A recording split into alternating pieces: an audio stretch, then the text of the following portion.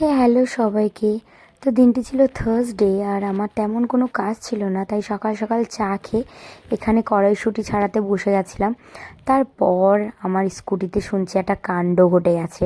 এমনি স্কুটিটা অনেক দিন কাজের চাপে পরিষ্কার করা হচ্ছিল না, তার উপরে দেখছি এখানে নাকি বিড়ালে হিসু করে দিয়েছে। বাড়ির সবাই বলছে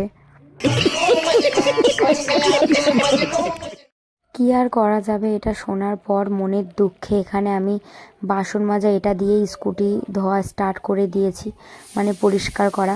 কী আর করব, কিছুই করার নেই। আর এমনি স্কুটিটার অবস্থা খুবই খারাপ ছিল, ইচ্ছা করেই পরিষ্কার করছিলাম না, কারণ আজকে পরিষ্কার করব কালকে আবার ধুলো হয়ে যাবে, যেহেতু আমাদের রোডের সাইডেই বাড়ি। তো আর রাস্তার কাজও চলছিল কিছুদিন, এত ধুলো হচ্ছে সেই তরকারির সঙ্গে ধুলো খাওয়ার মতো ব্যাপারটা। তো যাই হোক, ওই জন্য আমি ইচ্ছা করেই স্কুটিটা পরিষ্কার করছিলাম না।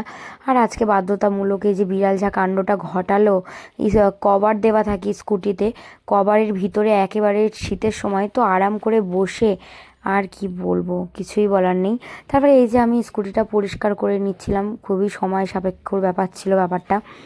তো যাই হোক, এখানে এই যে ধোয়াধুয়ি করে দেন তারপরে আমি স্নান করতে চলে গেছিলাম। স্নান করে এসে সোজা লাঞ্চ করতে বসে গেছিলাম।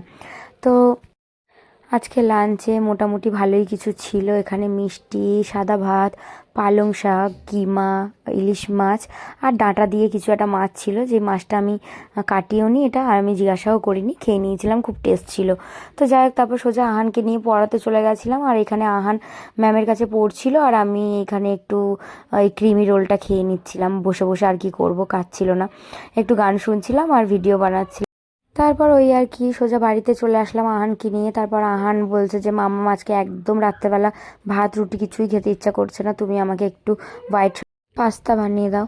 তো আর কি করা যাবে, আমাদের বড়দেরই মাঝে মধ্যে ভাত রুটি খেতে ইচ্ছা করে না, তো ও তো বাচ্চা, তো আমি সেটা করে দিলাম। তো আজকে ভিডিও এই অবধি ছিল, বাই।